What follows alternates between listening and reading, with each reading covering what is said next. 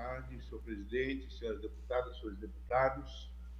Eu jamais imaginei que ia haver um momento desse. Momento que eu vou citar aqui algumas entidades empresariais, nacional e internacional. Já citado aí a UEFA, né, responsável por dirigir a Champions League e as eliminatórias da Copa do Mundo na Europa. American Airlines, né, uma das maiores da aviação do mundo, parando 75% dos voos mundiais. COI, Comitê Olímpico Internacional, adiando, né, as Olimpíadas.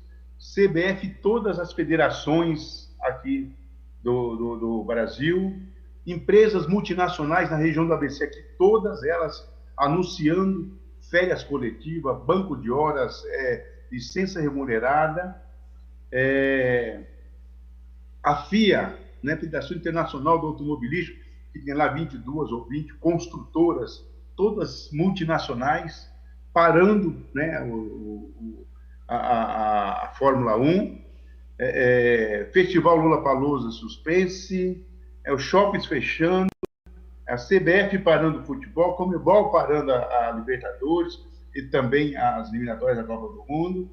Quer dizer, e vários economistas do mundo, né, inclusive economistas liberais, defendendo que, nesse momento, a mão do Estado tem que ser muito forte para poder salvar o capitalismo, além de salvar as vidas, mas é principalmente para salvar o capitalismo.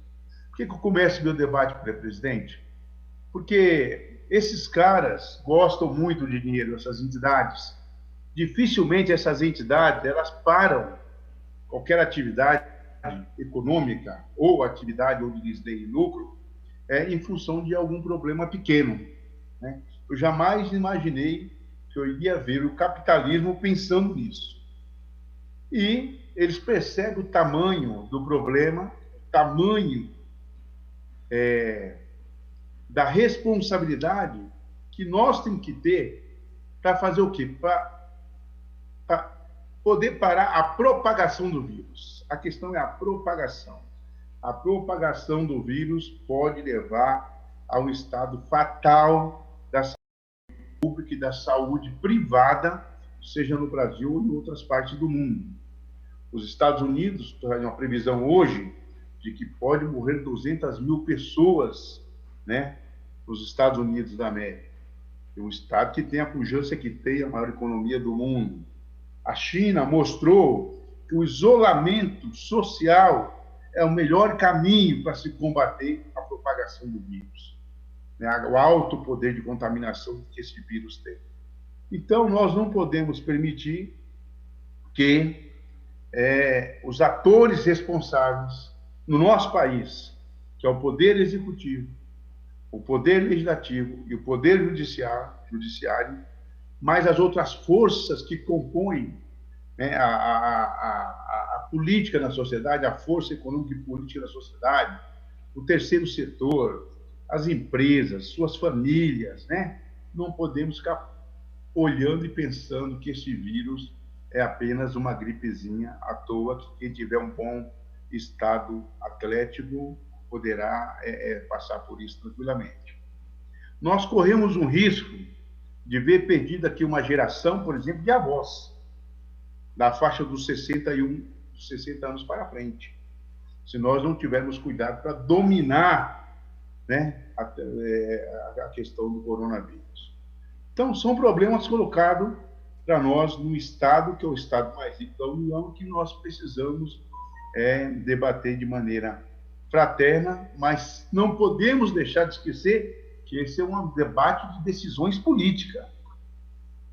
A tomada de uma decisão política que o presidente da República ou o governo do Estado faça, ela vai dizer respeito sobre se nós podemos morrer mais gente ou menos gente. Então, na tomada de decisões políticas, se pensa o conjunto da obra. Não tem como pensar apenas um item. E, por isso, nós fizemos hoje uma reunião da nossa bancada, os 7 deputados, as 3 deputadas, um pouco antes dessa reunião, para nos prepararmos para essa reunião. Poder dizermos nessa reunião que nós, tranquilamente, né, nós vamos discutir e ajudar a votar naquilo que for preciso, mas vamos apontar as deficiências, por exemplo.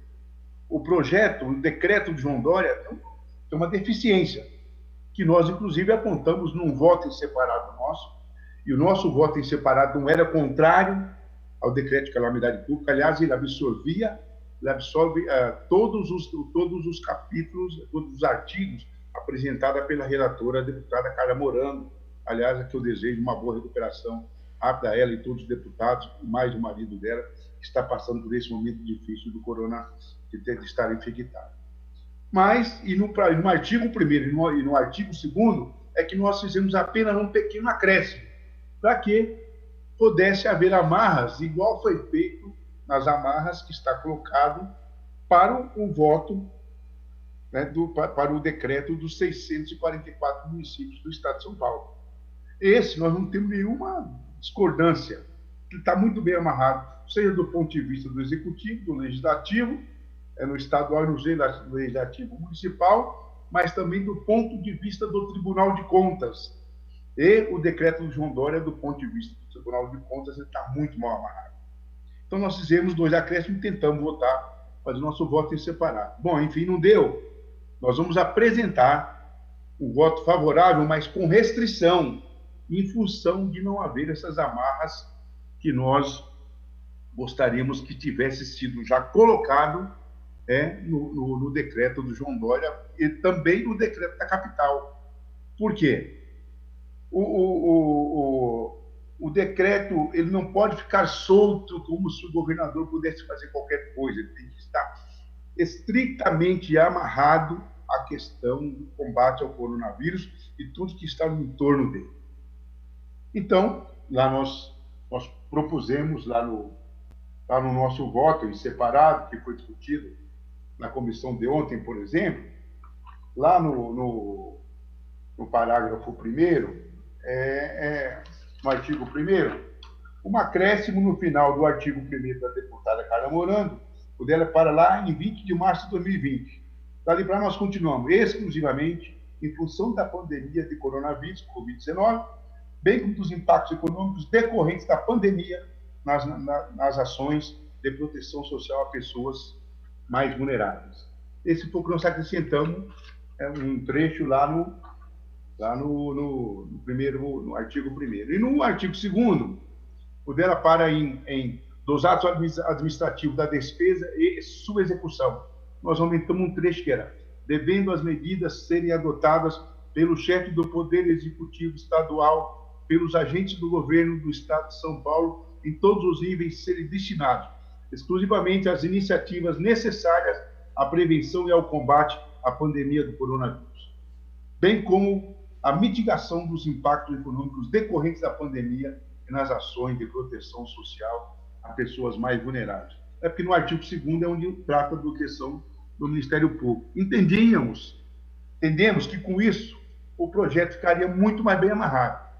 Toda a nossa bancada está orientada a votar favorável, mas nós vamos fazer um voto com restrição em função de não haver essas amarrações lidas aqui por mim, elaborado pela nossa assessoria, diante de uma análise do projeto. No restante, presidente, não dá para a gente achar que, nesse momento, em função de tudo isso, não existe um debate político. Existe um debate político, não adianta. Existe debate de disputa de modelo de Estado, de modelo de governo, de modelo de sociedade. Isso é natural da política, isso não é problema nenhum na política. O que nós não podemos permitir são ataques raivosos, seja do gabinete odioso, lá do presidente da República, mas o João Dória também no Estado de São Paulo já teve um gabinete odioso. Virtualmente ele teve esse gabinete odioso quando nos atacou de maneira muito dura, usando de todo tipo de palavras que pudesse atacar a oposição aqui no Estado de São Paulo, principalmente a bancada do PT, do PSOL e do PCdoB. Nós somos duramente atacados. Para concluir, deputado Barba. Para concluir, presidente. Então, já estou 26 segundos, presidente. Está apresentando a minha tela aqui. Então, presidente, nós entendemos que o debate político ele não vai ficar de fora, de um tema tão fervoroso quanto essa coisa do coronavírus, que é um vírus que mata, se a gente não tiver controle sobre ele. Então, presidente, só para orientar minha bancada, que nós, na hora de votarmos, nós vamos fazer o voto a favorável, mas com restrição, em função de não ter sido acatado o que nós propusemos no nosso voto separado.